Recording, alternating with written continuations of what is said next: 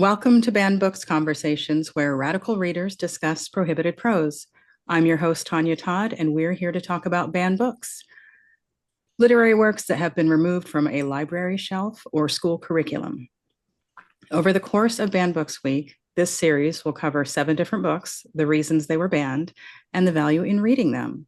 Today's book is The House on Mango Street by Sandra Cisneros. There may be spoilers ahead, but before we get to that, let's meet today's radical readers. Becka, please tell us a bit about who you are and what you do. My name is Becka. I live in San Francisco. I founded an organization called Books Not Banned. We send primarily LGBT literature to community groups all over America, particularly in conservative areas where access is extremely limited due to either legislative reasons or just cultural tendencies. And we also throw a lot of literary themed parties. Sounds fun. How about you, Laurie? I am Laurie Dennison. I am a literary agent at Creative Media Agency. I work remotely. We're kind of based all over the country. But before I was a literary agent, I was an English teacher. So I have a master's in education. And also as a writer and editor, I've been a member of SCBWI for years. I ran a children's book drive several years ago. So this is a topic I'm very passionate about, both for my history and in my current position as an agent. In children's, I represent young adult. Tony. Hi, I'm Tony Farina. AR Farina is my writer name because I'm a writer of young adult fiction. Look at that magic. And also an English teacher, so married to a librarian. So I'm a dean now, actually, but I always think of myself as an English teacher first. So yeah, books are my life. All my best friends when I was little lived inside books. So I can't imagine a time. And by the way, I just want to say, Becka, love that thing that you do. So obviously, we'll have to talk more about this when the show is over. I would be thrilled to. We're always happy to come up with our next list of recipients. We've sent 2250, I think, or so books in the past 2.5 years. Excellent. I love it. Thank you for that. Thank you for doing that. I'm having so much fun and meeting amazing people. I also used to be a teacher. I was a learning specialist. I taught reading to dyslexic middle school students. Well, we're going to start with Laurie for this question. In recent years, the United States has seen a sharp rise in book bans and challenges. What does this rapid increase say about where America is headed as a society? So, yeah, I mean, we've definitely, it's always been there, but it's increased. It's happening more and more. We're seeing more and more of it, especially in my part of the world, in the South. And I thought about this a lot, and I really think it comes down to fear. I think that book bans are about people who are afraid. They're afraid of whether it's afraid of being uncomfortable or afraid of losing their power or their control or afraid of something that they don't know about. I really think that a lot of this is about fear. And I think we're in a moment in this country where more and more people are afraid for all kinds of different reasons, many rightfully so, and some others not so rightfully so. But I really think that's where a lot of it's coming from, that we're really in a time. People are afraid of the unknown. People are afraid of change. And I really think that's where a lot of this is coming from. I think there are people who seriously have really ill intentions and they're trying to keep education. They're trying to tamp down on education and keep people from being educated. And I think that's part of the problem. But I think on the other side, you have a lot of people who truly believe that they are well-intentioned in what they're doing. And they're just missing that this is not the answer to the fear. Tony. I couldn't agree more with that. I think there's this overreaction to to whatever whatever's wagging the dog. And so people don't actually know what they're afraid of. I always find it fascinating that when you think of this is the 50th anniversary of Rocky Horror Picture Show. And you know, Tonya, how I feel about Rocky Horror Picture Show. I love, love, love it. And when you think, number one, Tim Curry deserved an Oscar, not just a nomination, but a win. How dare you, Oscars? But like that movie existed in 1975. And we then saw, you know, when we get to the 80s and you get to the AIDS epidemic, and the way that the media spun that as it being a gay disease for gay men had that disease. And of course it was rampant in that community, but they weren't the only people who were getting it, and that had nothing to do with it. So then you see it swing the other way. And so there's this, so then because we're not educating ourselves, it's this idea that we're afraid, as you say, Laurie, we're afraid of what we don't know, but we only know what we're not doing the deep work of deep reading to look at other sources and to find out the truth of the matter. So if somebody gives you a really freaky, scary sounding soundbite, then it's easy for you just to believe that and to be like, yeah, that's the thing I should be afraid of. And so that's what it is. So we are afraid, but there's also just this, people are manipulating the media to manipulate people to not actually, to not actually learn anything. Because, that's the thing. If it had been 10 years later, 1985, Rocky Horror Picture Show doesn't get made, because of where we were, because of fear. And so now here we are in 2025, and you think of books that aren't made, and shows that are taken off the air, and movies that aren't made, and books that are being removed, all because of fear. So I could not agree more. And I just think it's, we're at a time where all of the world is at our fingertips, with the internet is readily available, but people are still looking for the quickest and easiest answer, which is often clickbaity and scary. So. Becca. Oof. I definitely think that there's a lot of fear behind this movement. Book bans have always been here, but like they've increased by something like 400%, I think, in the past 10 years. Am I getting that right? So I do think a lot of it is fear in reaction to increased visibility of a lot of intersectionality. Trans people are much more visible and much more vocal. The access to points of view through the internet is infinite. So you can find whole blog posts, whole internet communities of people who are from a different world than yourself. And you can embrace that difference and dive in with curiosity and engagement and learn, or you can decide that you really, really need to shut yourself down to ideas that threaten your self-identity and the status that you think you deserve. And I think that there are a lot of very angry white people, especially, we know all about the angry men on the internet who are shifting ever rightward. Most young men today are conservatives, and a lot of young men who are not conservative just don't vote. And there's an overall downward trend in civic engagement, not just in voting, but in like community meeting attendance and volunteering. And I think that comes back to a decline in adult literacy. And when I say literacy, I don't mean the ability to read, I mean having reading as a habit. Yep. So I do think there's a big picture that is about more than just fear, but also kind of a collective disassociation that comes from a sense of powerlessness. Absolutely. Excellent points. And I love both of the things that you both brought up there. But what I would add, what I love that you brought up there, is about how you can find anything on the internet, right? And so we live in this time where all of this is accessible to us. And again, you can come at it from either point of view. But this idea that people are pushing to ban books because there's this representation, when everything is available on the internet, it's all about I can't control the internet. I can't control this access, but I'm trying to control this one book that has this one thing in it. That's something I think I can try to stop.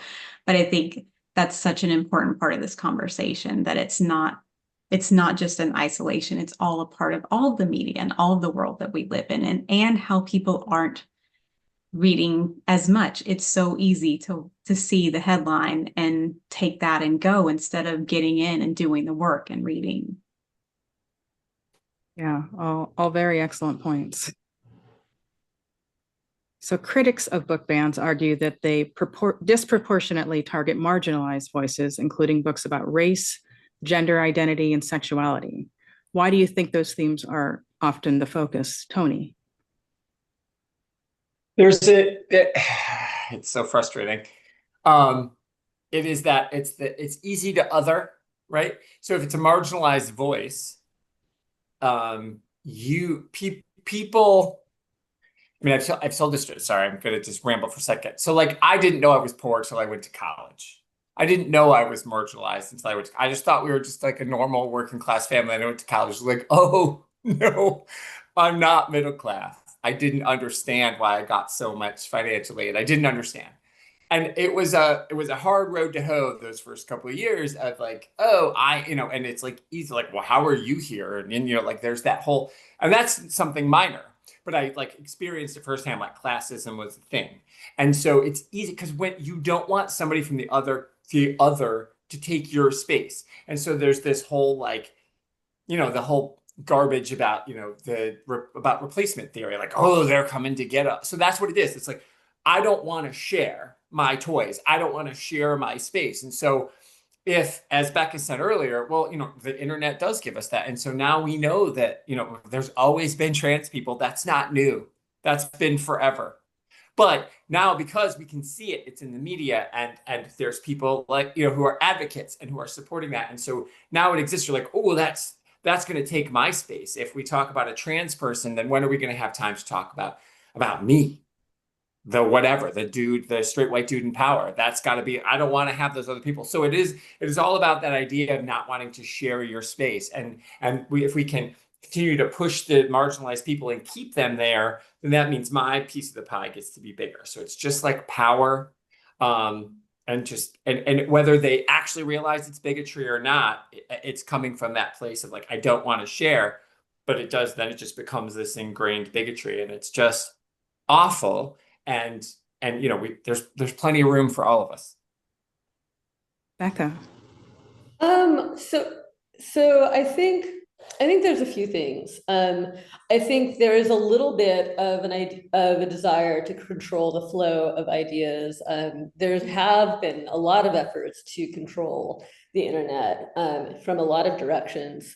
But also, fascists don't read. Right? Like this is like the irony that I keep coming back to whenever I think about this. Like the people who are attempting to ban these books, they've never read them. They heard somewhere that they should be mad about this. They have nothing else to do but like go to school board meetings and like pound on a podium with a bunch of their angry, mean friends, and then feel good about just being like being jerks and sucking up the oxygen. I genuinely don't think that they think about books. They do think about how much they want to, quote unquote, own the libs. And they are just generally hateful people, like, they're racist and transphobic and all those awful things. But like they're living trolls who are like living, just their whole philosophy is to suck up the oxygen and waste everyone's time, right? Because people who have lives, and everyone is stressed. Everyone I know is very depressed these days. I'm not saying anyone is having a great time right now, but like we have things to do that like give us a sense of satisfaction, make us feel whole and connected and inspired. And I just think that these are people who have nothing to do but hate and live to make other people miserable. I have never gone to any meeting with the goal of just like shutting down something that is like objectively cool and doesn't cause harm, right? So, you know, I really think that maybe it's a little bit about the books, but it's a lot about wasting time and energy. Laurie. Yeah, I agree. I agree with all of that. And I also feel like it's easier to stoke anger in people. It's faster to stoke anger. And again, it comes back to fear and power and all of that too. But I feel like, you know, I think one of the things that power is afraid of is collectively people feeling empathy. And I think that there's nothing that can allow you to build more empathy is to read outside of your own experiences. I mean, I just feel like that was my experience as a child. That was my experience in college. That's continued to be my experience as an adult. That the more I read from people from who are perspectives that are different from mine, whatever that looks like across the board, that's what it's a starting point. It's an inroad for empathy, to understanding that other people have a different experience and that maybe my worldview and the way I saw something is not the right way or not the only way. And so I think it is truly the people who are out there pushing for banning books. Like the people banning the books have never been the good guys historically, right? But it's easier to stoke anger and to stoke fear than, and if you see that people who read are more empathetic and more willing to work together with other people, you know, that kind of gets in the way and of that power structure. So that's why I think it always, even, well, as we'll talk about later, I think one of the main reasons why this book has been banned. Yeah. So Becka, what's at stake for readers who are denied access to banned books?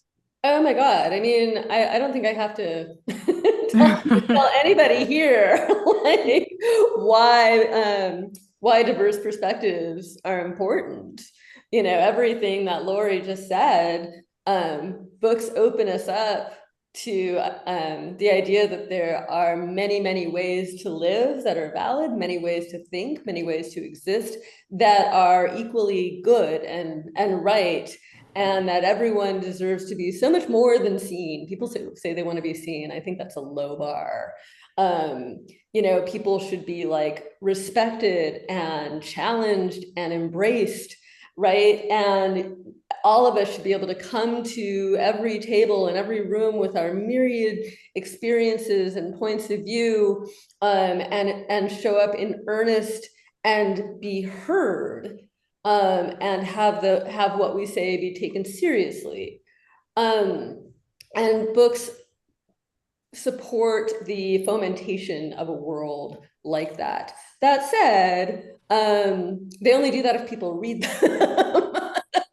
Right? So when I think about book banning, I do think about those you know, weird people who show up to suck up all the oxygen. But I also think about the general lack of access to new books in general, let alone diverse books, that is the reality in most of America. So there is a soft ban that happens. It's not legislative. It's just sort of like books are not considered, the humanities in general are not prioritized. I'm preaching to the choir here.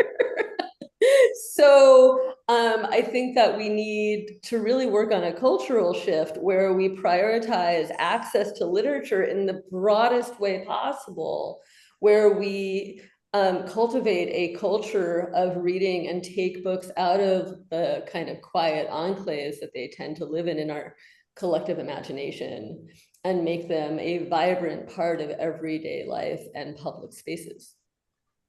You know, I like what you said about people deserve to be challenged because, you know, so far we've been pretty much in agreement here, but I welcome different perspectives. If you disagree with something someone says, please speak up. This is a conversation. This is not just us, you know, building each other up and nodding our heads with everything that we say. If we agree, great, be emphatic about it. But if we don't, please say something. And with that, we go to Laurie. which I'm not asking you to disagree. I'm just saying it's your turn. Yeah, no, I don't. If you need a reminder, if you need a reminder, the question is, what's at stake for readers who are denied access to banned books? Yeah, I mean, I actually agree with Becca. But what I'll add to that is I think we're already in the midst of such a mental health crisis for young adults and children right now. Like everything that's being thrown at them, the world that they're living, like seeing what's going on in the world, like everything that they're dealing with. And to me, it's so much more. And again, like that low bar of being seen, of seeing yourself in a book, like that's a very low bar, but that's one part of it. And like feeling like, that someone else has lived this.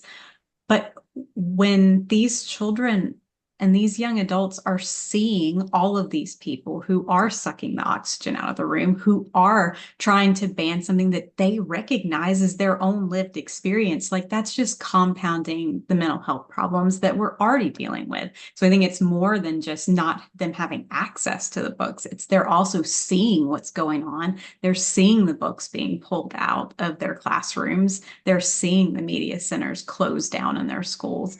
And they know what this is about. So again, it's one more way. It's just one more thing piling on top of them in their mental health. Tony. For real. Sorry, I'm not gonna argue on this. Sorry. It's okay. But what is that stake? No, and I get what you're saying. And I think, as we get into the book, I'm sure we'll have all those varied opinions. And that's the beauty of this series. What I think is at stake is like, we're at the risk of like becoming stagnant, which is bad, right? We as a culture, we as a people don't move forward when these books are banned, when you don't see the thing. So whether it's that you're not just seeing yourself in the book, but is, not having the empathy, as you were saying, and not seeing the other people. As a comic nerd growing up, I often say that like, my worldview, I was raised by Denny O'Neil. I mean, I had parents, but like comic writer Denny O'Neil, who wrote the Green Lantern, Green Arrow, Hard Traveling Heroes, like changed my whole life. And then like he created Green Lantern John Stewart, who's like my favorite Green Lantern forever. Like he's this like cool guy, African-American guy from Detroit. He's like, I'm not wearing a mask. I'm just gonna be here and be. I'm like, I was like, you can do that. You can just be that cool. You can like say the inside stuff outside. And it just changed. And it's just a comic book, 36 pages once a month, life-changing. And if that story doesn't get told, if that other point of view isn't there, I don't grow as a person. And then I'm an educator. So there's just like that ripple effect. And so when the books aren't there, the ripples, all of us are educators. So like, what are the things?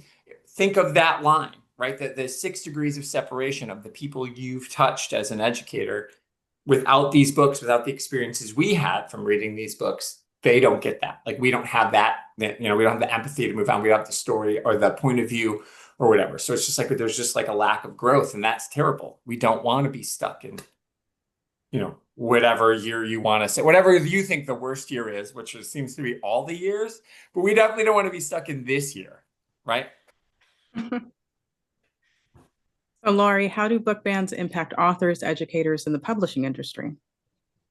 Oh, that's a huge, huge question.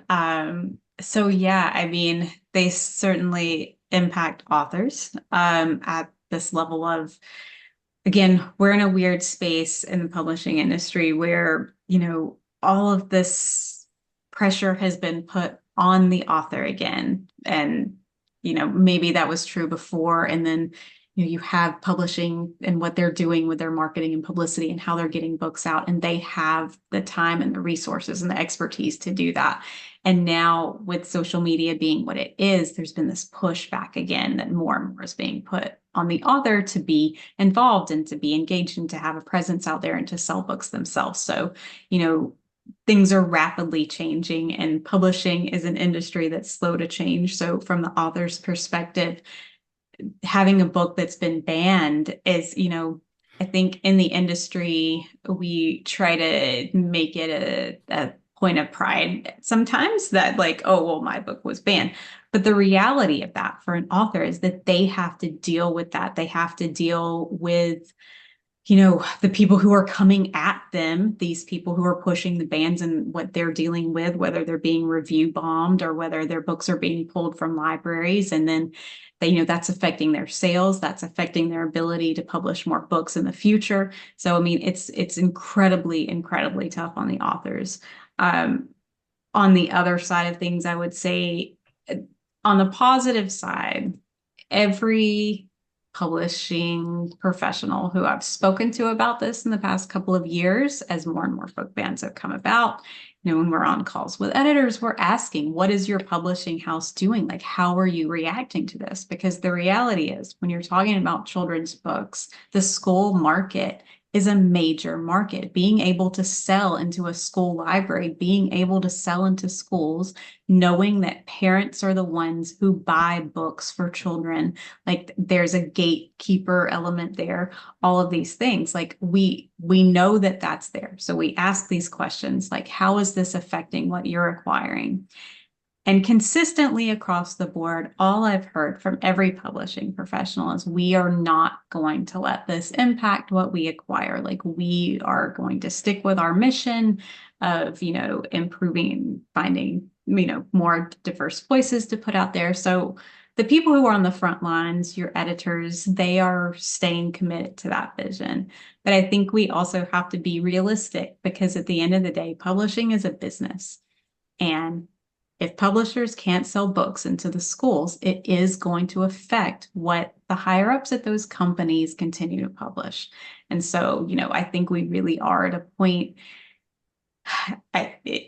because publishing is a slow industry, it will take a little while for us to see it, but I am afraid that we will see this beautiful bounty that we finally started to crack through the ice and finally get some more diverse perspectives over the past few years. I am afraid that we will see a decline in that because of this, because at the end of the day, especially in children's, the school market is so important. I can just say that from my perspective as an agent and all of my colleagues and from all of the editors who I'm speaking to, we're trying to remain committed to this vision, but I am afraid that we will see how this impacts the industry in the next couple of years. Well, thank you for your transparency on that. And I don't know if any of you heard when, I think it's called the Vampire Academy, when that series came out and there was a ban on it. There was a ban on future books too. Like, they actually made the ban going forward with books that had not been written yet. So how can you ban material? You don't even know what that material is just because it's based on that series. And that's the kind of thing that I think could really affect the publishing industry if it's going to be an entire series being affected by this. Mm-hmm. That was a wake-up call for some. So,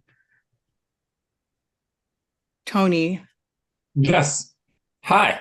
Do you need me to repeat the question? No, I got it. Okay.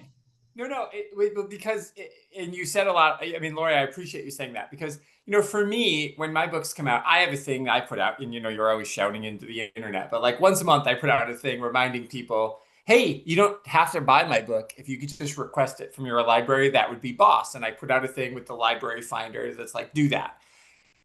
Because there's enough libraries and enough digital libraries and specifically there's enough school libraries. If every library in America bought your book the day that it got published, you would be a bestseller immediately, and no private person had bought it. And then once you're on the bestseller list, then it perpetuates itself. So that's my dream, right? I want to be in every library in America. So when you're not in libraries, as you said, it hurts sales. It also hurts that's the place that a kid like me or any like that's your safe space in the library. You find your friends there. Sometimes your friends, your real life friends, but sometimes your friends in the you find your people in the books. So if your books aren't there, you're not finding those people. You don't know those exist. And what's very frustrating for me on a personal level is, so as a volunteer, I'm on the board of the Friends of my library, and my job is community literacy outreach. So I do a program every year. I've been doing it for 5 or 6 years, where I bring an author or an illustrator or somebody, or sometimes both, to do a presentation at the middle school and the high school, and we talk about the importance of literacy, and we see, we meet these people and say like, oh, Brenna Thummler came. So Brenna's here. Everybody meet Brenna, and she's going to tell you her story and how art saved her life and helps her through her mental health stuff and why this is important for you. It's great. The kids love it. We do workshops. It's amazing. I do this every year. I raise my library raises, my friends group raises money for it. It's huge. My books are not allowed in the libraries where I live. The high school and middle school library cannot have my books in them because in Florida, the rule is, Laurie, you know, if there's queer people in your books, they're not going to be in a high school or a middle school. And so I do all this work and it's like, well, I'm not going to not have queer people in my books. So I guess my books aren't going to be there. And it's awful. And I'm going to continue to do the work. I'm going to continue to bring the authors in. I'm going to keep getting the kids to see the importance of literacy and the importance of books. But it's just like, that's even just an extra slap. Like we spent $7,000 on bringing you this author this year. And you can't put the, you know, I'm in the room. If they were like, oh, that's Tony's book right there, maybe you'd like to read it, you know, and it just can't, because all those kids know who I am. So it's just sort of frustrating. And that's happening across our state, and it's happening across the South, as you said. So it just makes me sad but I'm going to keep doing it. It's not like I'm going to be bitter. I'm just going to keep doing the advocacy and keep doing the thing. But that is really hurting people because it is the kids aren't finding themselves in the books. And like you said, the publishers that's a struggle. They're like, hey, I guess we're going to reprint Huck Finn, but this time it's just Huck on the river by himself. Like, that's what we're going to, like, that's what's terrifying. So that makes me, I'm sorry, Becca laughed, but it's like, it's scary. So I don't know. So anyway, sorry, I get a little fired up, but I appreciate you saying it all. I agree with Tonya. Thanks for being so transparent. Because as somebody who's on that other side of it going like, oh man, that's my, I also want to thank like you for being tenacious. Yeah. Thank you for for saying, you know what, I'm not going to let you decide what I get to put in my books, because I fear that there are some authors who would make that change because again, we come back to fear. They're afraid that if they don't conform to what they're being told they need to do, that they're not going to get their work out there. Or you're more concerned about making sure that your books are authentic and that you have real people in your stories and that you're not going to exclude anyone. I think people will find your books. I do. I think people will find your books. But that's, you know, you're doing the work, and I appreciate your tenacity in making sure that there's representation in them. Thank you. Also, in hearing your story earlier today, I recognized some of you in junior that I didn't know was there. Yeah. All of the main characters are all a little bit me. Yeah. Yep. So Becca, do you need me to repeat the question? Let's do it. Yes. Okay. So how do book bans impact authors, educators, and the publishing industry? So I can speak to a little bit of that. So I started Books Not Bans while I was working at the queerest bookstore in San Francisco, by which I mean, it's in the Castro. So it's like right in the middle of the neighborhood. And the queerest bookstore in San Francisco. That's a title. That sounds like a book right in the middle of the neighborhood is like the title of the book. Yes. You know, and I don't mean to go dark here, but one of the last conversations I had with my dad before he died, he goes, "What do you do these days?" I said, "I can take the high road and be mature, but I'm not going to do that." And I said, "Dad, I sell gay porn." Which was literally true. But aside from, you know, the gay porn section was like this big, you know, but like mostly on that wall, there was just this ocean of LGBT fiction and memoirs and science fiction and graphic novels and history and theory. And there was a whole section, a shelf wide, but a whole section nevertheless of books for and about non-binary people. Like mind-blowing and so awesome and so basic. And I've never seen, that shelf is my new litmus test. like, do they have a non-binary section? Because if they don't have like queer representation as, you know, in the fullest sense, because LGBTQIA+++, like those pluses are really, really important. So, you know, it became so normalized to me. And because it's the Castro, you know, we got a lot of tourists coming through it over and over and over and over again. People would say, I had no idea that there were even this many queer books, period, full stop. Like, not that, like,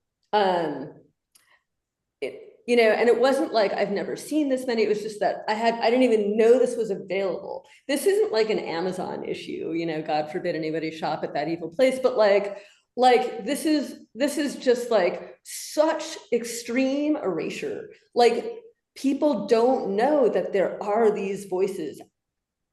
So,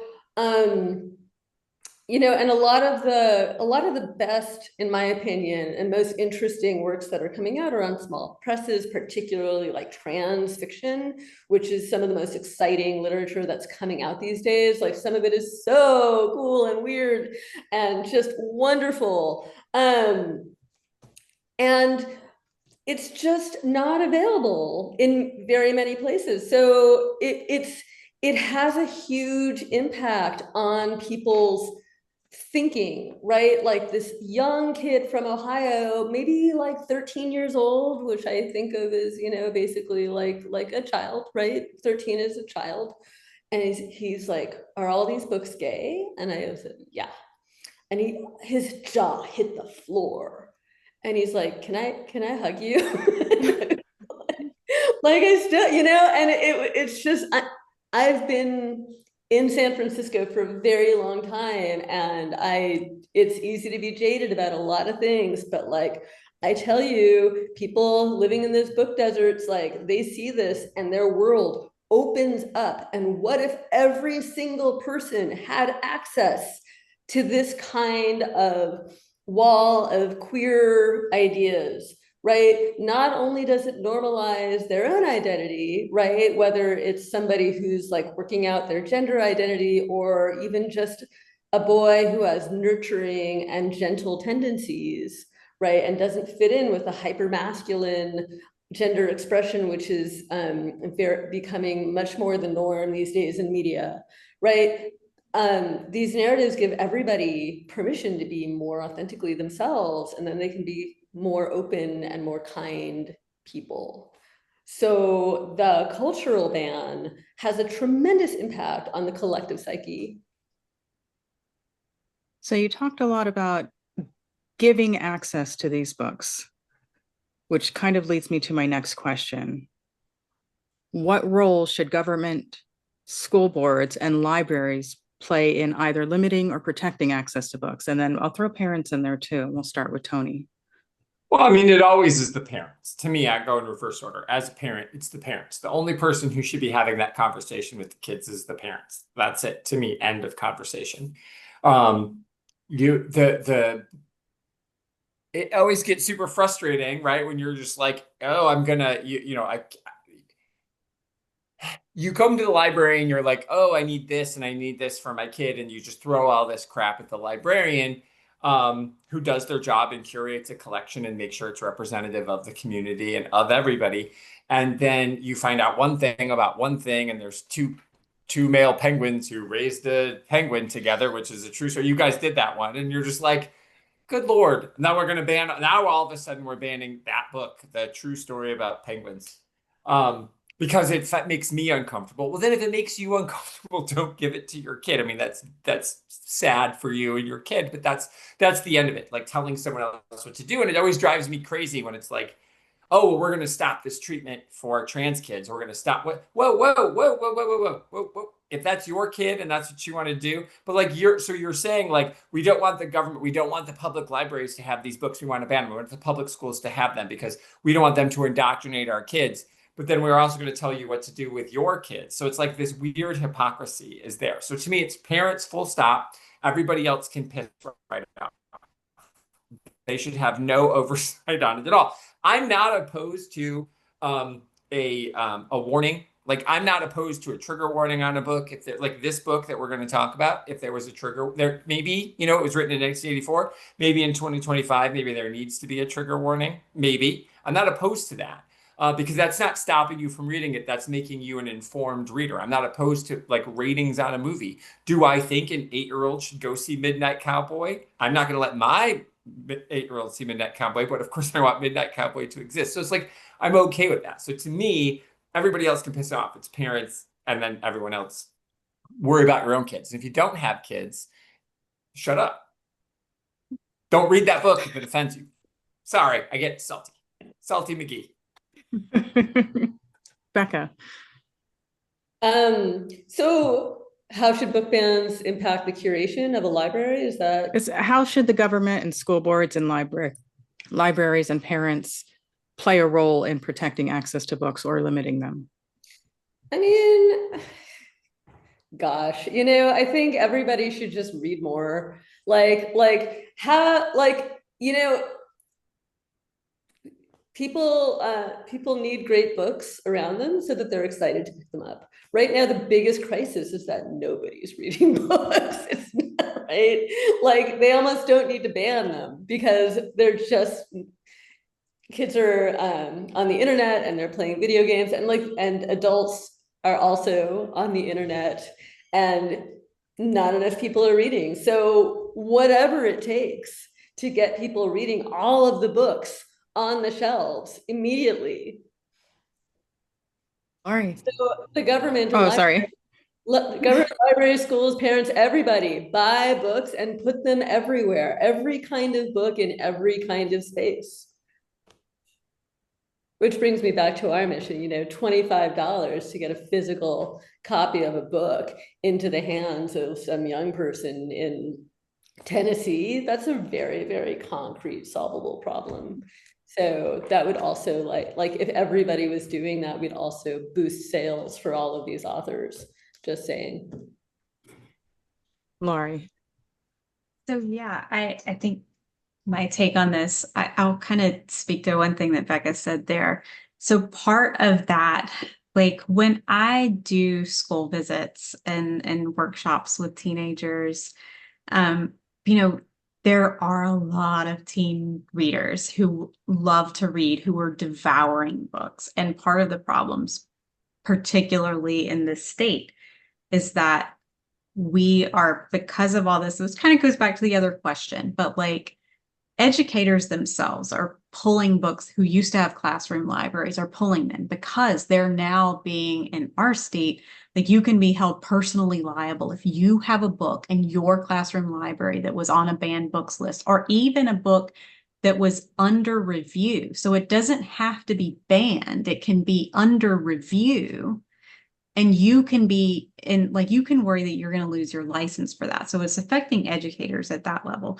But what the other thing that's happening is, so if a school system, if a principal is afraid that that could happen, because if we have books that aren't pulled and we can't keep up with the ever-changing list of books that are not just banned, but under review, so we're just going to shut down the entire media center, and that's happening across the state. And so that goes back to what Becca was saying. Like, part of the problem is not that we have kids who don't want to read. Part of the problem is really related to access, where you could used to go to the library and get a book, even if you couldn't have one at home. Like that students are losing that. And so I think that's kind of my answer. To me, the people who we need to respect with the training and the expertise and the experience that they have are the librarians, the school librarians, the educators who are day in, day out with these students. They have an education, they have a certification that requires, you know, consistent, continuing education to be recertified. These are the people who are living with the students and the material day in and day out. Those are the people who are, you know, best suited. Again, every library can't have every book. There are millions of books out there. Librarians are already curating a collection.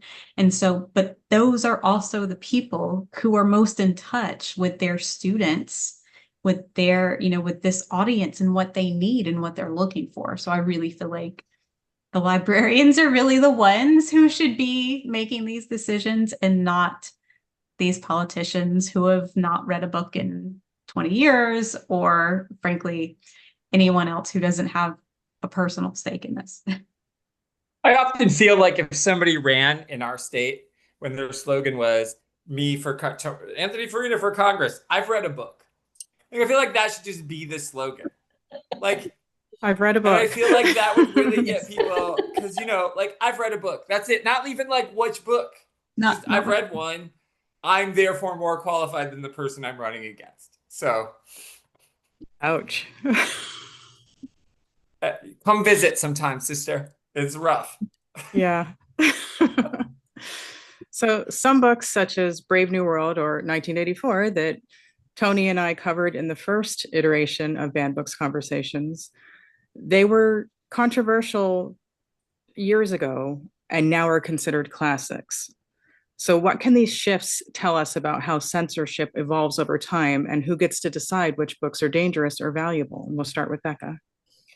I believe 1984 is commonly banned now, isn't it? It's on the rise again. Yeah. Because the whole independent thought thing, we can't have that. We can't be teaching independent thought. Independent thought. Empathy is considered a very serious threat to the fascist agenda as well. Also, it's a how-to book on what is happening right now. We don't want them to know that's what we're doing. Yes, yeah. Double think enforced by the algorithm. So repeat the question one more time, please. It's what can that shift tell us about how censorship evolves over time? I mean, there's censorship when it was like, back when censorship was sort of like done by an agency, and now it's an angry mob, right? We have censorship by angry mob of right-wing malcontents who just hate everything that's different from them. So I think right now, stoking the ire through the algorithms, which definitely reward provocative statements like, "Oh, you should see what's on page 73 of this book. You don't want your child to be exposed," right? So there's just sort of like more little fires of mass hysteria that spread with greater frequency. And I think it's sort of like the astroturf. It's not grassroots. It's right. Like, this is not an authentic grassroots movement, but it is just making some, like I said before, some super, super bad people feel very, very important. And I think it tells us a lot about the cultural wars right now, and where there is that bad faith investment in telling other people how they should and shouldn't live or think. Laurie. Yeah, I mean, I think I feel like when we have the times when books that were previously banned are then considered classics, like you're seeing that pendulum swing in another direction. And I feel like, I mean, I don't know. I feel like we're, again, the culture war stuff that's going on, like we can even see something that years ago, was the first type of representation that had been presented in that format, or that was widely presented in a book, that like now we can even see it swing the other way, where people say, oh, well, that's not okay because that wasn't good representation. So, I mean, it's one of these things. I think this is just a pendulum swing that goes back and forth wherever we are, that there will always be someone who's going to have a problem with something that's outside of their experience. And I do think we see that going back, and we're on the bad end of the pendulum right now. Tony. Well, I think to that point too, there's also this I mean, the conversation we keep having is people aren't reading. And so at some point, we get to the point where somebody said that book's a classic, and then it has sort of become a coffee table book. It becomes a book that's important, but the people still haven't read it. So therefore, they don't know what's in it, but it's a classic. And so it sort of just gets there. And so one of my favorite things, keep bringing up Florida because there's two Floridians on here, but one of my favorite things that happened during all of this crazy, a teenage girl read a scene from Beloved at a guy who was trying to ban Beloved for being too sexually explicit. So she's reading an assault scene at a guy and says, is that turning you on? It did not. Go figure. But he didn't, he was like, well, this is a classic, and I didn't know. And then somebody said it was this. He didn't read it. He was just there saying it was best. So she's like saying, this is a classic not because of the sex, you dumbass. It's classic for a different reason. It's classic because it's doing something else. And this is a 17-year-old girl. Do you remember that, Laurie? Did you remember seeing that? It was amazing. It was one of the most amazing things I've ever seen, because it's awful. It was horrible to watch her read those words out loud, but it was also her point of like, this isn't a classic. Like, you were fine with this book last year and you still haven't read it, and now you're challenging it. So I think what happens is somebody decides it's offensive. As you said, there's always, Laurie says, something's going to offend everybody, but that's okay. Things offend me. I mean, we're all offended by things. There's lots of things that offend me. And there's some, and that's okay. Like, you should want to be offended. You should be like, oh, that's too far. And then I can make the decision to not continue to watch that or read that or do the thing, but not be mad that it exists. And so I think that's what it's about, is that it's just, what we see about the nature of the way that bands change is that it's like somebody decided something got canonized and then that was it. And so when somebody rightfully decided that Toni Morrison belongs in the canon, all the people who'd never read Toni Morrison books were like, yes, of course, Toni Morrison. And probably a lot of them were like, he belongs in the canon, not having a clue because they saw that, dumb. So I do think that's what it is. And then it's just like one person reads it, or one person hears it, or one person is offended and gets on their megaphone and gets the right person to listen. So I think that's it. I just think what and I always think of one of my all-time favorite writers, Kate Chopin, was a working writer during her life. And then for some reason, like after World War II, people were like, oh, I don't like that smart lady talking about women's rights stuff now that we're all coming back from the war and we want to get those women out of our factories and out of our workplaces and back in the kitchen. So Kate Chopin had a really soft ban where academics, everybody just like quit teaching her for a while. And then luckily I came of age at the time when she was being rediscovered. So I didn't know she was ever gone. So it was like, again, it was just like, oh, we don't want her thinky thoughts in there. We don't want the ladies to know it's okay for them to just work and do things on their own. So it's just that decision. And it just takes a handful of people. But up until that point, for 75 years, everybody's like, oh, read Kate Chopin. She's classic. She's great. The Awakening is one of the great American novels. And it still is one of the greatest American novels, but people stopped reading it for different reasons. So I just think that's it. It's just a matter of, again, the wolf crying nonsense. Well, now we're going to focus on today's banned book. Published in 1984 and told in a series of interconnected vignettes, The House on Mango Street is the story of a young Latino girl growing up in Chicago. The book is based on the adolescent experiences of author Sandra Cisneros and the reality she faced as a young woman in a poor and patriarchal community. It shines light on the elements of the Mexican-American culture, along with incorporating themes of social class, race, sexuality, identity, and gender. This book is considered a modern classic of Latinx literature and has been the subject of numerous academic publications in Chicano studies and feminist theory. As the recipient of the American Book Award in 1985 and George C. Stone Center for Children's Books Recognition of Merit Award in 1994, it is required reading in many U.S. schools and universities.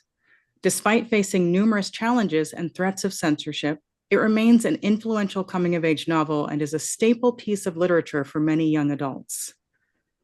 So did any parts of this book offend you or make you feel uncomfortable, Becka? No. No, I mean, I've been a reader for a long, long time. I think if I was very young, definitely there were like there would have been some moments where she's very young and encountering older men that would have made me squirm. But as a highly literate person, not at all. And it's hard for me to imagine how a person can read this and go, oh, well, we don't want young girls to feel unsafe in the world. Like teenage girls do not feel safe in the world a lot of the time. This book is not going to change that. I can't imagine the thinking that goes into banning this book. Laurie, were you offended by any parts, or did any parts make you uncomfortable? No, I certainly wasn't offended. And I am glad that I was able to read this again because I read it so long ago. So it was really a joy to come back and read it again fresh now. So no, I would not at all say that I was offended. And I also feel like when I read it the first time, it never would have even occurred to me that this would be a controversial book that would have been banned or that there would be issues at all. I feel like what I did come at it a little differently now as an older adult, as a parent, as someone who's had experience as a teacher, there were things that made me feel uncomfortable as an adult thinking about if this were my daughter, and the things that she was having to deal with these older men and these older boys. So there was that part of it, but I certainly did not feel offended at all. Me. Yeah, I'm not offended, but I was definitely uncomfortable. I mean, it was supposed to be like she wanted you to feel uncomfortable, and it was like what makes it so good is she lures you in, right? So you're like, she goes from 12 to 13. This is the year in her life. And so, boy, that is a rough year. As you said, Becca, like teenage girls are constantly in fear of and this is the year, right? And for her, it's the year. And you even hear the way, like I read it years ago. I listened to the audio this time, and Cisneros reads it herself, which I highly recommend, by the way, because she even does an affect to her voice at the second half of the book. So totally worth it. Haha, brilliant, genius, well done, you. So I was super uncomfortable, but I thought that was the point. So I wasn't offended, but I think she wanted me to be uncomfortable. I think she wanted the readers to be uncomfortable. She wanted the children who read it to be uncomfortable. She wanted the adults to read it to feel uncomfortable. Like the sexualization of a 12-year-old girl, you should feel bad about that. And it's not just that it's a 13-year-old boy who's like, that 12-year-old girl is really cute. Or it's not a 13-year-old girl who's like, oh my God, I think I'm totally into her. It's not that. That's not the gross part. It's that these are old, like the man at the Photoshop, the old man. And then later what happens to her, this is where for me, the trigger warning is at the very end, because I feel like you don't have to give away what happens to just be like, hey, this is what's up. Like Zoe Kravitz movie, Blink Twice, right at the beginning. It's like, hey, stuff's going to get real. You may not want to watch this. Move along, right? It's like right at the beginning, right before the movie starts. Zoe's like, I'm going to tell you, this movie's going to be probably really good, but also you're going to feel awful by the time it's over. Buckle up. And I think that's okay. In 1984, we didn't think of that. So for me, I was super uncomfortable, but I thought she wanted me to be. She definitely wanted me to be.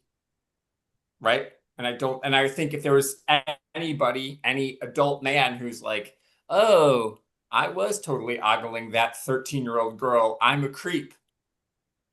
Right? That's the hope, that you would think that about yourself when you read this book. You're like, ick. I don't know. Thought it was the intention.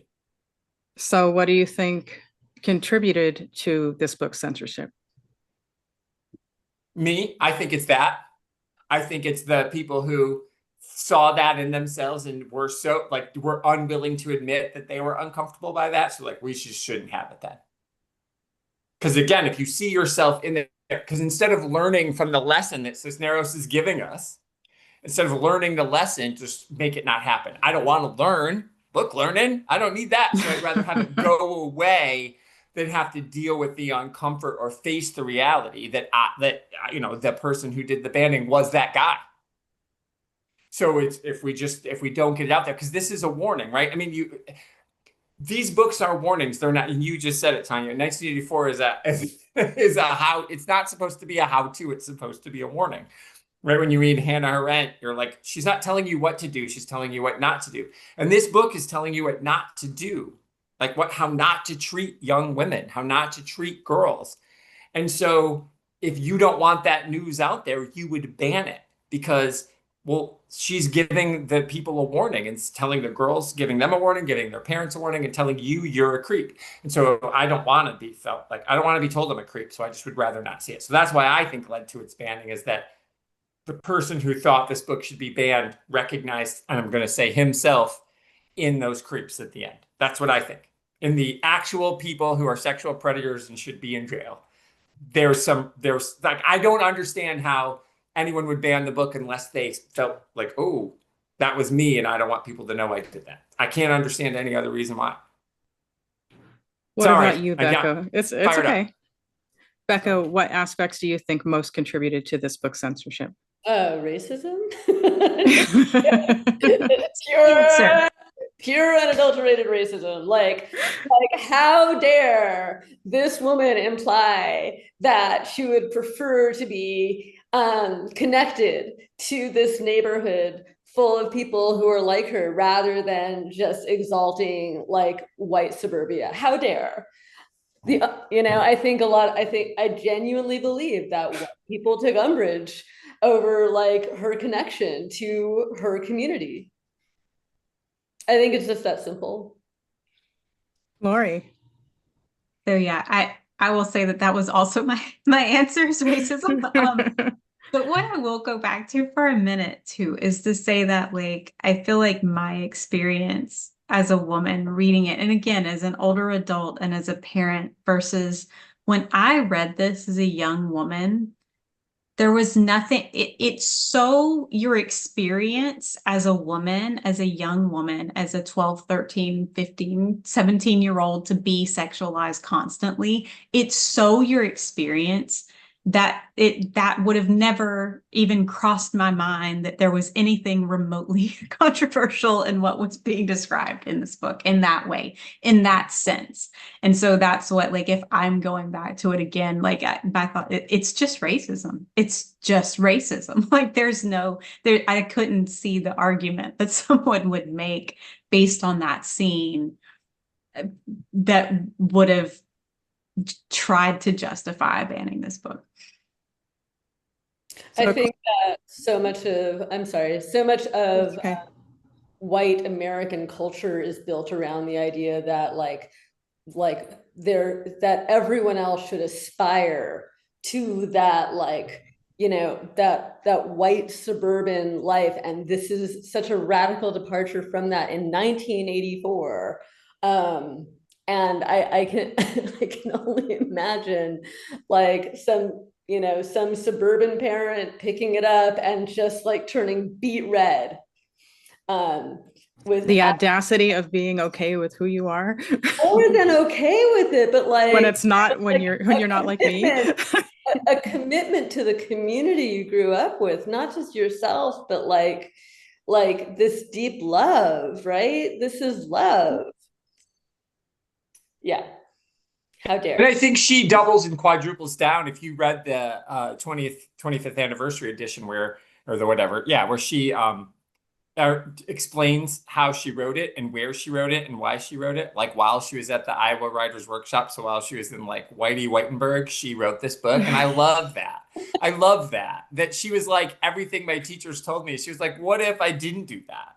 And so I think you're totally right. And I think so that is amazing to read her author's note about this book all these years later of exactly to that point of like, I love who I am.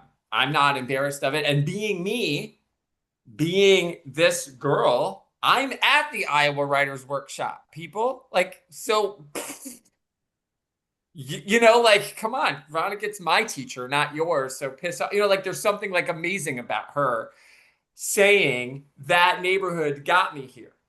So I think that is boss. And also just to like, because like I forgot to think about that author's note. And she's like, everything they're telling me in like the, you know, the highest echelon of like writer spaces, I'm just not going to do it because I'm telling a different story and I'm telling it for different reasons. Yeah. Yeah. Like she's just like, you know, all of the rules. Thank you for giving them to me so I know why I'm not doing these things. Yeah, love that. I love it. And I think, and the fact that she's writing it in verse, she's writing a novel in verse. And we've seen that a lot since then, right? I mean, lots of people do it. Like Ellen Hopkins, all her books are novels in verse. We know that these exist. And not that she did it first, because of course, obviously epic poems were that. But like, she was like also this whole, I mean, after this book comes out, we see a ton of like Out of the Dust and a bunch of like these young adult books that are written in verse that she also did. So like she's breaking a trend and then setting a trend. Elizabeth Acevedo is one of my favorite authors now. Her work is brilliant, and she does it so well. Yeah. They're not just good books in verse. They're brilliant books, period. They just happen to be in verse, and she just does it so well. Yeah. So good. So I wanted to share this quote with you from enotes.com that talks about this book and why it's been banned. The House on Mango Street has been a controversial text ever since it was first published in 1984. Like many controversial texts, it has been widely assigned in some schools for its thought-provoking content and widely banned in others because some people are offended by this same content. In 2010, Arizona House Bill 2281 banned more than 80 books from Arizona school curriculums, including The House on Mango Street. The Office of Intellectual Freedom stated that the law was aimed at dismantling or undermining programs that taught Mexican-American cultural studies and prohibited courses that promote the overthrow of the government. In other words, studying the Mexican-American experience was framed as un-American. And in 2012, the St. Helens School Board in Oregon removed the book from its middle school curriculum, expressing concerns for the social issues presented. So what do these reasons reveal about the anxieties of those who seek to ban The House on Mango Street? Laurie. So it's just openly racism. Like there was not even hiding it. They weren't like playing around with it. Like it's just, that's what it was. So yeah, I mean, yeah, I'm just so floored that it's just like, that's what it is. It just makes me think of like the right-wing trolls online, and like I've seen these in like blue sky like screenshots, right, on liberal feeds where the right-wingers are like, I don't see why it's such a bad thing to be called a racist, right? Like this is what that makes me think of. You know, they're just like just putting the label on their car, putting the bumper sticker on their car. Oof. Well, and this is the thing, and this is about going back to this whole thing comes back to read a book, people. So here's the thing. So the anxiety, you use the word, and as someone, thank you. Oh my God, I love that shirt. So as an anxious person who always has to carry anti-anxiety meds with me just in case, like to think that this is what's causing you anxiety, that brown people exist, like get what I can't even, like, I get so mad. It like blows my mind. Like this is the thing that's setting you off. And what it is like, you know, and it all, language has power. We all believe language has power, right? And so when the decision was made, rightfully so, in my lifetime, to use the word Native American, that is where everybody's anxiety started coming from, because guess who aren't Native Americans? People, I don't know, whose moms are from Scotland, maybe, who live in the White House. Maybe you're not a Native American because number one, your mom is from Scotland. Number two, you're white. So you couldn't possibly be a Native American. But there's this whole thing about like our country. Well, it wasn't your country. You were not here first.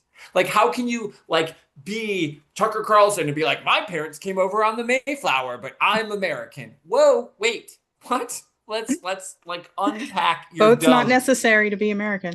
Correct. They walked, right? They were just here. Americans were just here. So I feel like that's the whole thing. Their anxiety is coming from what they deem American. What they deem to me American as waspiness, right? Like that's the whole thing. It's the waspiness of it.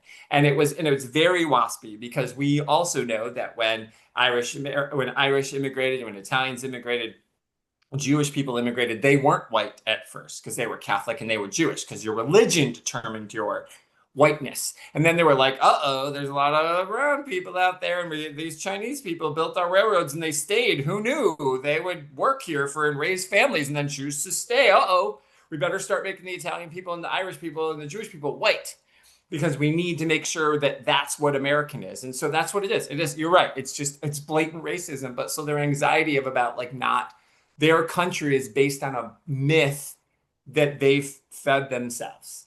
Like every family reunion and I like Thanksgiving is a garbage myth, right? Like that's the thing. It's not real. That's not the real story, but we continue to tell that story. And Tonya, you sent me that that meme years ago that I've kept with me about, about the true history of Thanksgiving. But I often think of, as a Gen Xer, when the Happy Days did Thanksgiving, they did a Thanksgiving episode where they were like the Pilgrims and the Native Americans, and it ended with them being A. And I was like, that is when that's when Happy Days really jumped the shark, is when they did that. But that is also playing into the stereotype of like this nonsense white thing of you got to be white to be American. And so that's where their anxiety is coming from. What if that's not true? But they've not read the book. They don't know the real history. And so if a Mexican American is actually having an American experience, what does that say about my white experience? It actually doesn't say anything about it. It doesn't say anything about you. It's not about you at all.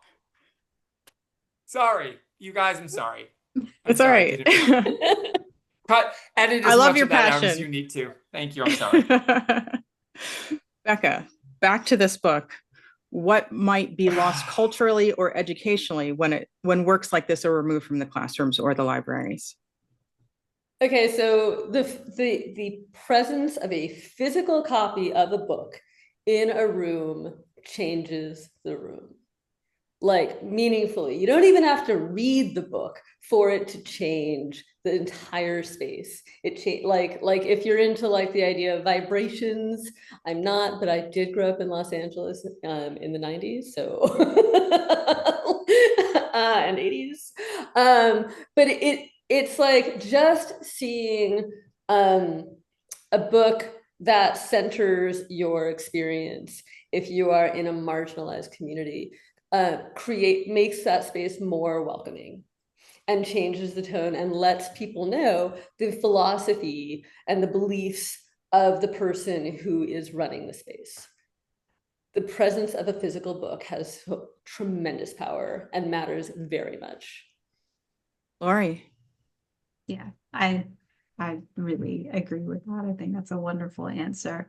I mean, I feel like too, this comes back to my point about empathy. I mean, this is about, if you're a person who's reading this experience, you're getting to see, I mean, what's so beautiful about this book is how raw and personal it is and how you really get to see through her eyes. And I think, again, like that's a way that you're able to feel empathy for this person and start to see outside of yourself. So there's that side of it. And then on the other side, the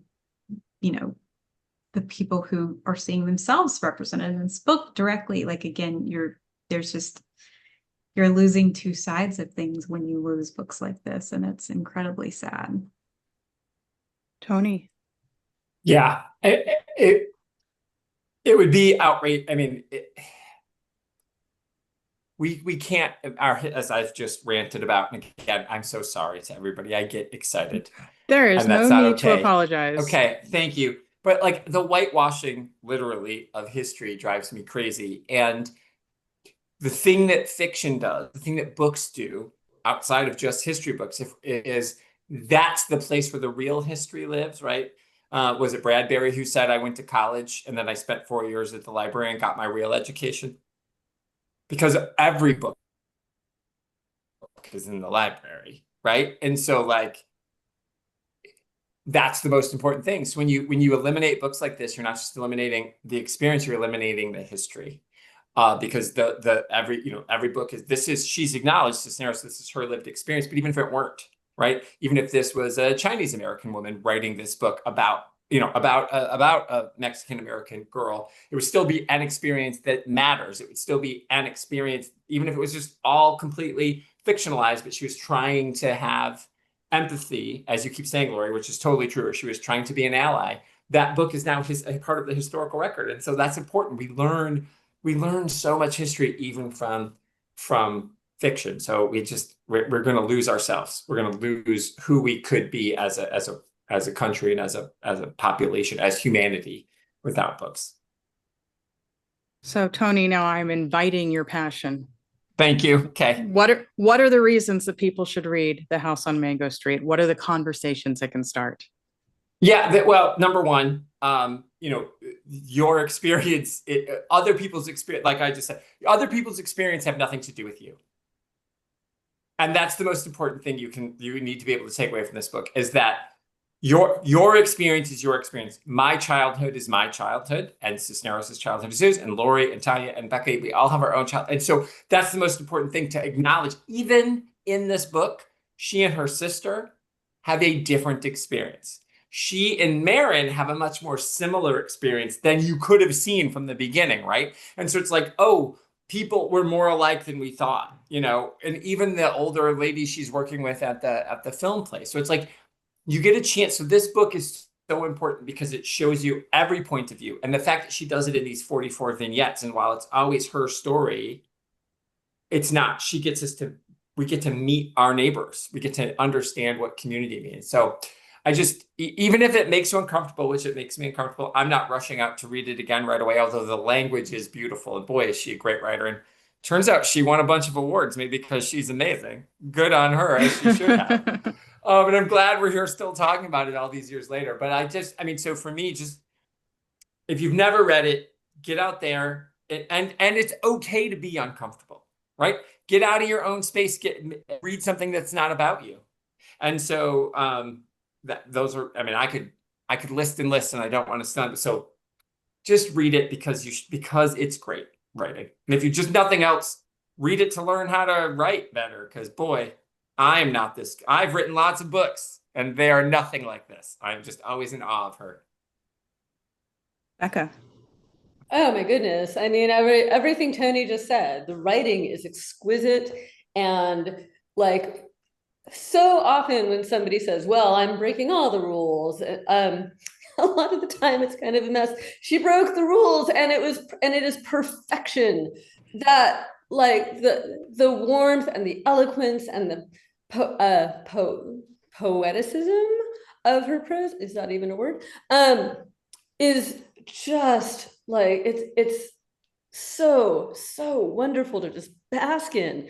And it is a whole portrait of a neighborhood and a time in this person's life where she's figuring out who she is in relation to this neighborhood, this house that she doesn't want to go back to during lunch, that she doesn't want to point to when somebody says, where do you live?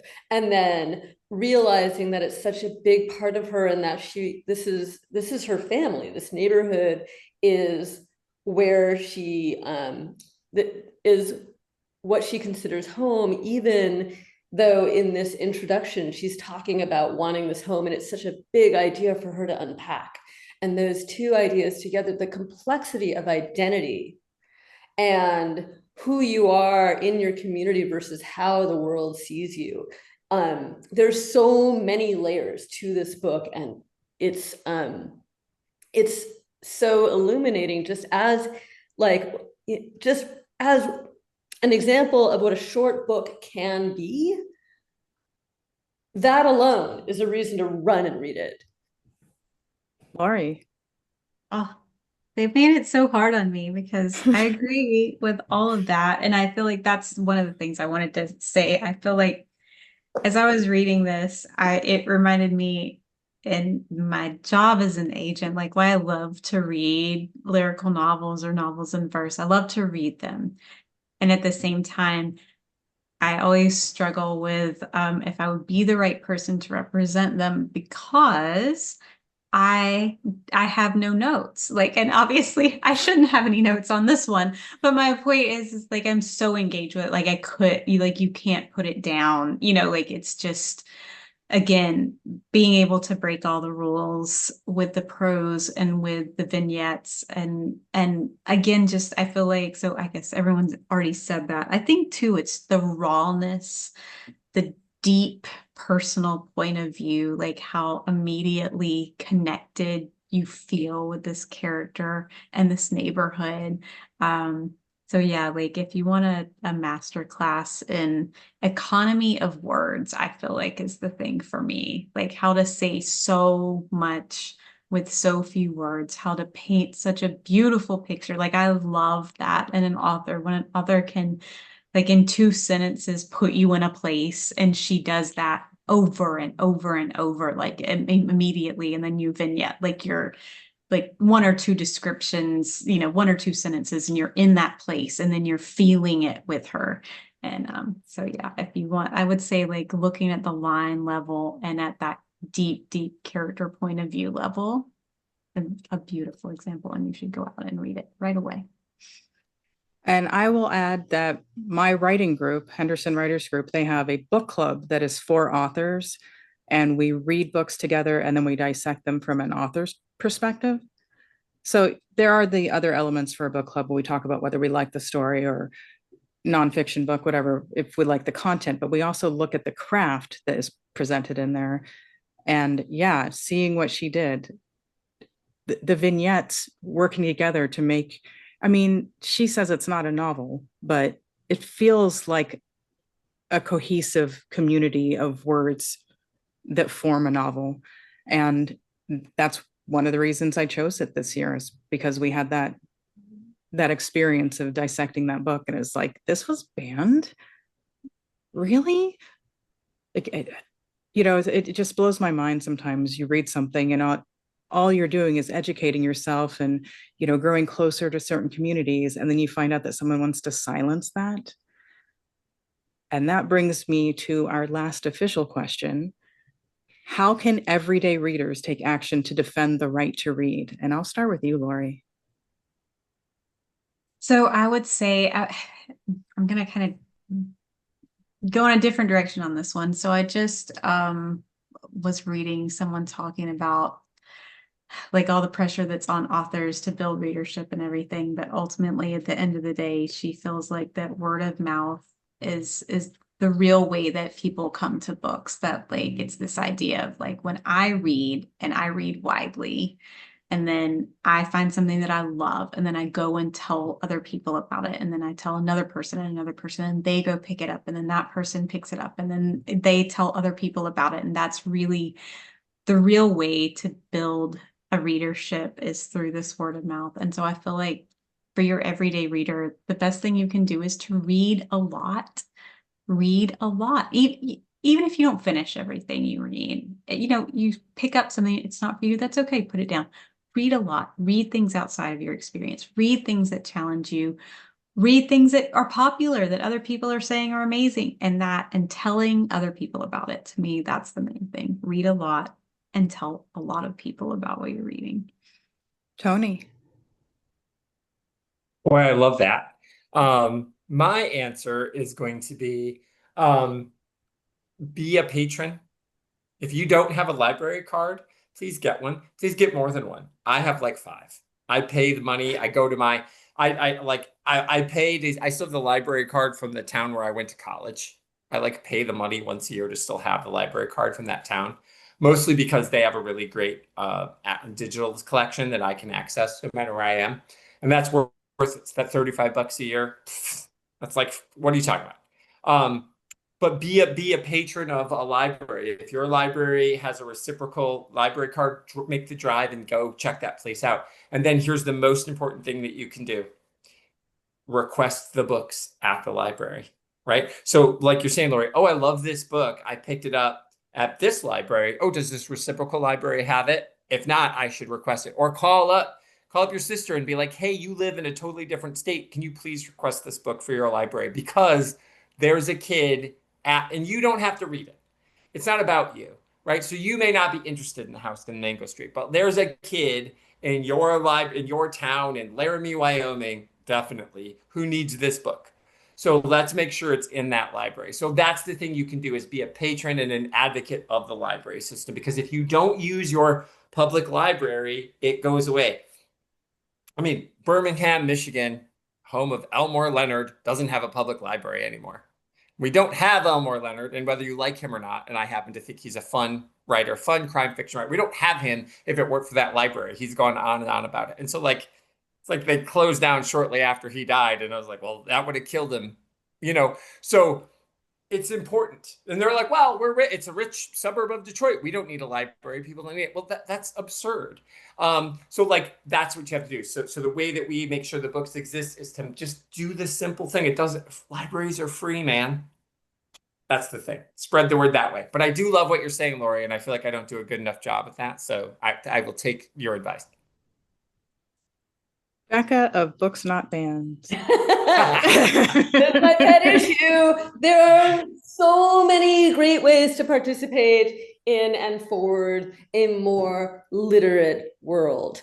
Everything that both of my my co-guests co-panelists have said is exactly right. Read more. Read in public. Read in public with your friends. Read together with people. Read poetry to strangers. Just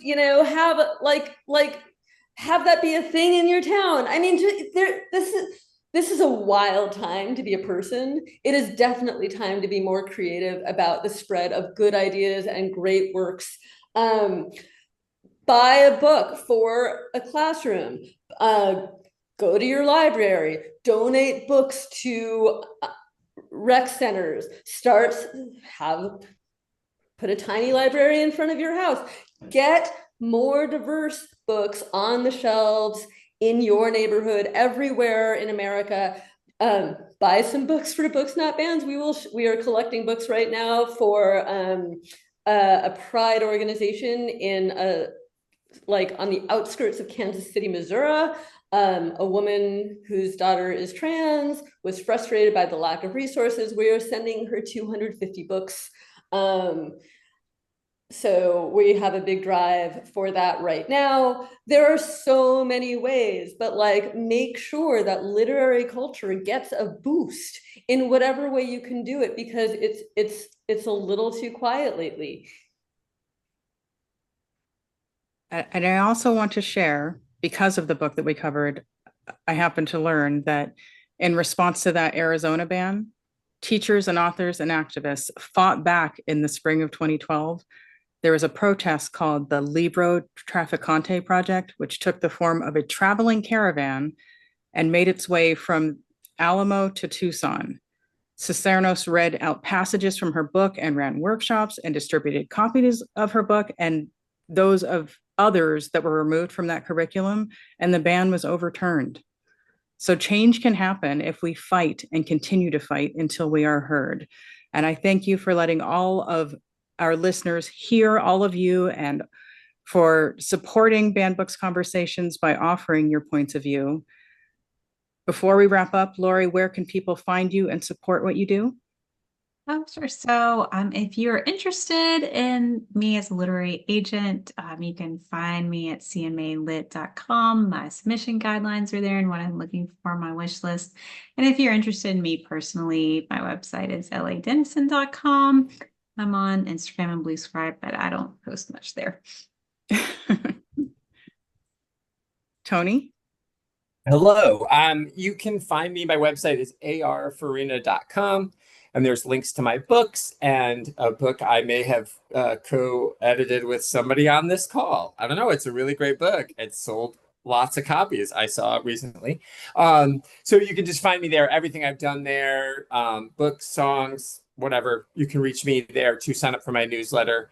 My new book comes out soon. So if you sign up for my newsletter, you can get an arc of it. You can get a digital arc. So if you're interested in the third book, that'd be the way to go.